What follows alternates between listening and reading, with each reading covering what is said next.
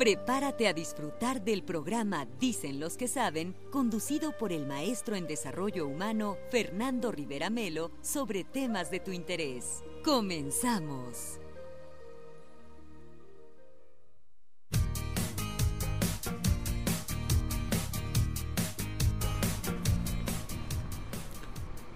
Muy buenas tardes, de nuevo aquí el día miércoles a mitad de la semana. Quiero darles la bienvenida a todas las personas que nos acompañan escuchando este programa Dicen los que saben, y también quiero dar las gracias a Radio Central de Abasto por permitirnos crear un enlace entre las personas que tienen interés por estos temas y un servidor que se encarga de presentarlos algunas ideas sobre las que, no necesariamente uno tiene que estar de acuerdo, pero que en definitiva nos hacen reflexionar, nos hacen pensar, nos hacen un poco abrir nuestra conciencia para aceptar otro tipo de ideas y no solamente quedarnos con las que hemos procurado mantener a lo largo de toda nuestra vida. Hoy quiero empezar con un tema que resultó sobre una plática que tuve con un amigo en relación a la manera en la que conocemos las cosas. Y entonces se me ocurrió un poco abrir un tema llamado ¿cómo conocemos lo que conocemos? En ese sentido, quiero referirme a un autor que se me hace muy interesante, que el cual tuvo a bien hace muchos años, allá por el 71, comenzar con lo que hoy está en boga en muchas ciudades del país y en el mundo, que tiene que ver con esos entrenamientos de transformación personal.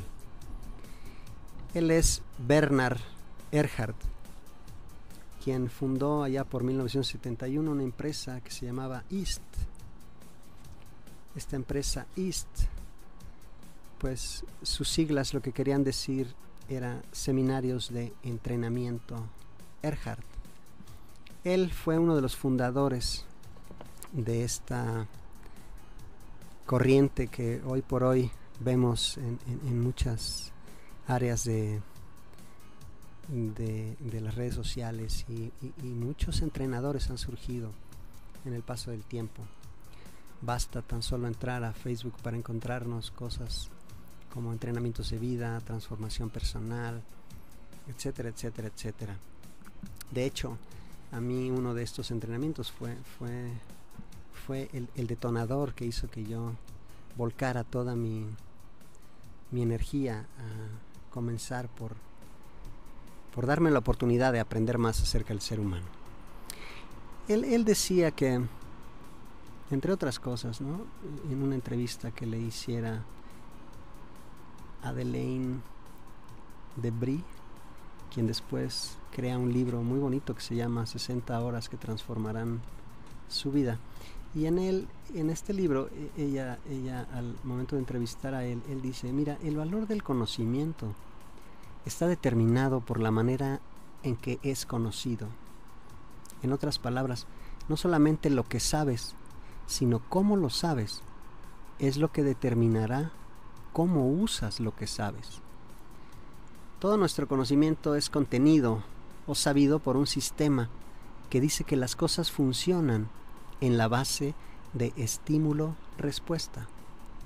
Cuando me comunico contigo, por ejemplo, a través de este micrófono, sea verbal o no verbalmente, tú respondes. Y de hecho, una no respuesta, en cierta manera, es una clase de respuesta. Él comenta que estamos atorados en la manera como conocemos, en una epistemología especial. Lo que creemos, sigue diciendo, está basado en un sistema de acuerdos que meramente simbolizan lo que es. Ni nuestro sistema de conocimiento, ni nuestro lenguaje son experimentales, sino solo simbolizan nuestra experiencia.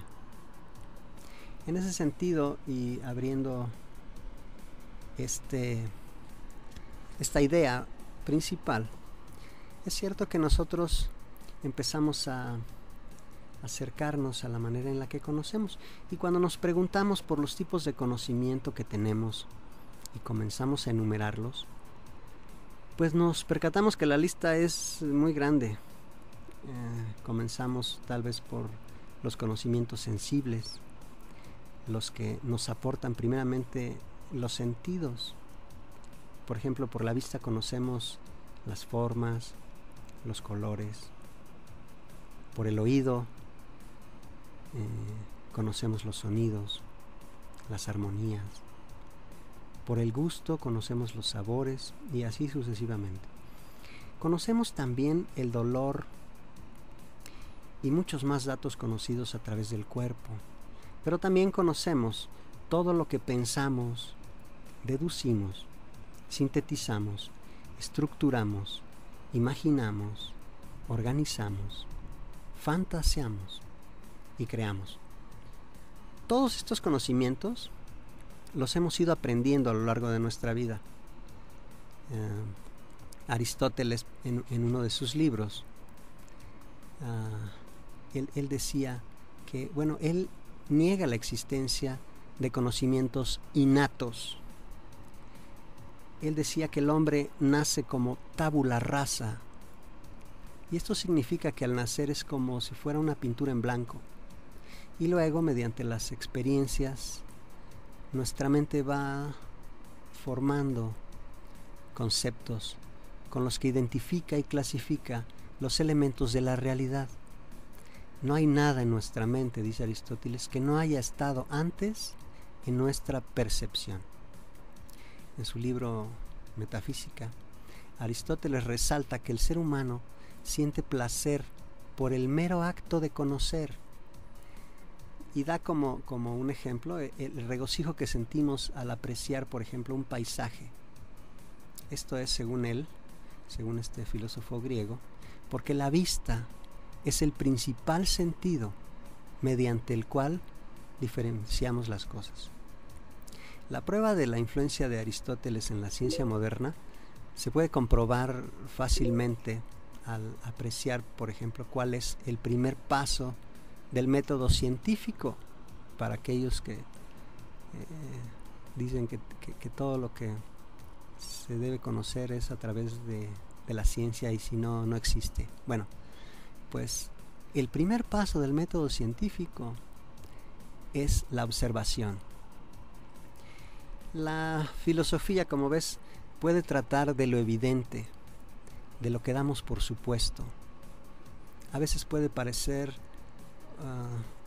de ignorantes preguntarnos por lo que aceptamos como supuestos, pero en realidad lo que no nos preguntamos suele ser lo más problemático.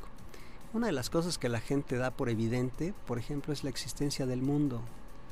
Para hablar, presuponemos que las cosas existen y que además existen independientemente de nuestra percepción. Pero resulta que esto, a lo largo de la historia de la filosofía, ha estado sumamente cuestionado. Podemos mantener una postura realista, como aquellos que se basan únicamente en la ciencia para describir el mundo, y sostener que las cosas tienen una existencia independientemente de nosotros. Es decir, que las cosas existen al margen de si son conocidas o no por nosotros. Un ejemplo que se me ocurre en ese sentido tiene que ver, por ejemplo, con decir que la luz existe independientemente del ojo humano, ¿no? ¿Puede existir el ojo? Sí. ¿Puede existir la luz? Sí. ¿Pueden existir ambos independientemente? También.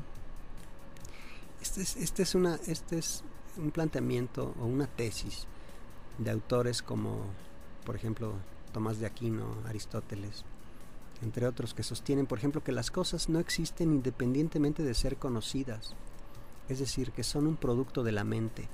No podemos hablar de nada que no conocemos, porque cuando hablamos de ello, ya estamos diciendo algo sobre lo hablado, y por lo tanto lo conocemos.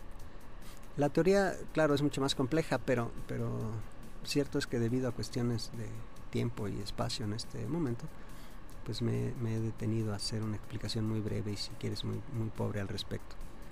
Pero bueno, estos serían tal vez los principales idealistas, ¿no? Que para comprender un poco mejor esta obscura teoría, podemos encontrar ejemplos más al alcance de nosotros, tal vez en el cine, que tal vez nos ayuden a comprender un poco más esta comprensión. No sé si has visto tú o llegaste a ver en su momento la película Matrix.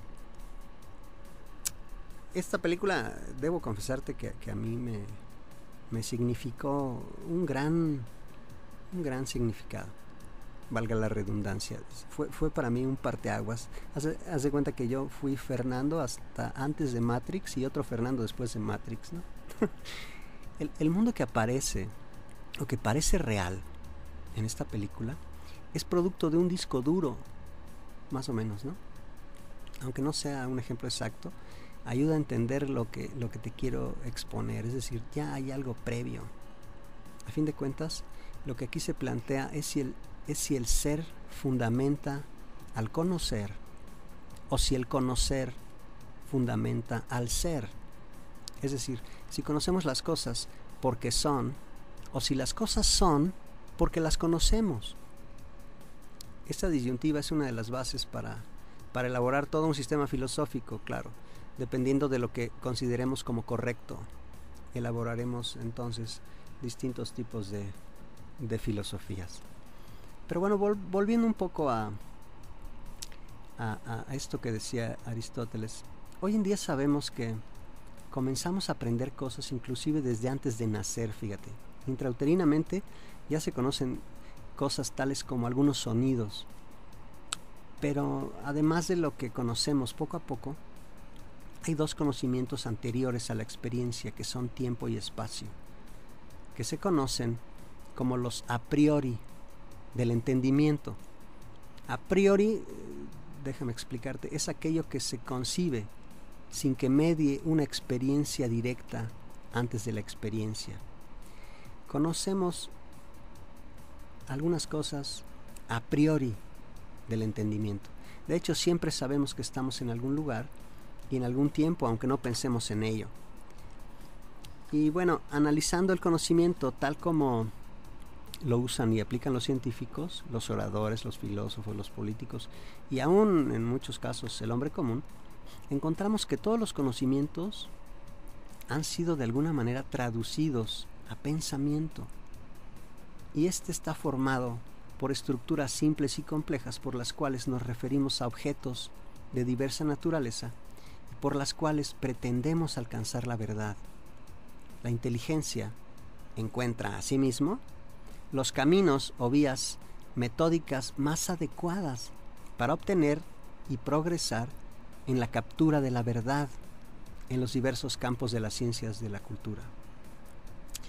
Conociendo y dominando estas condiciones ideales del pensamiento, progresamos entonces hacia la verdad. A esto se le llama la praxis del conocimiento. El pensamiento, fíjate que no se da en forma aislada, ni existe independientemente, sino que es siempre parte de una persona, del sujeto, en un fenómeno psíquico que tiene un comienzo, un desarrollo y un fin. Puede ser lento o rápido, puede acompañarse con imágenes o sensaciones. Sin embargo, ni es material, ni está circunscrito en el espacio. Como ya te dije, solo el pensamiento puede darnos el significado y el contenido de los objetos, y mediante sus relaciones ideales, progresamos en el conocimiento. El pensamiento siempre se refleja a algo, que es el objeto de conocimiento, lo que está frente a la persona que conoce.